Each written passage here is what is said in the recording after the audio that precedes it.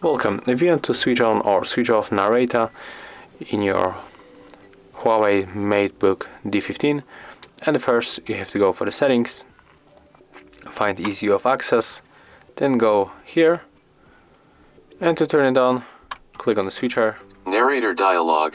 OK. Button. Alt plus O. Heads up. Yeah. Narrator heading level OK. 1. Welcome to Narrator. Let me just This is volume Narrator down. Home, where you can get help, access your settings, and learn about new features. So yeah, as you can hear, that's how the Narrator sounds. If you want to exit, just click here, and if you want to turn it off, just click here another time. So basically that's how you can activate and deactivate Narrator. We got also the key shortcut. As you can see, we have to click Window key, Control and Enter to turn on or turn off Narrator.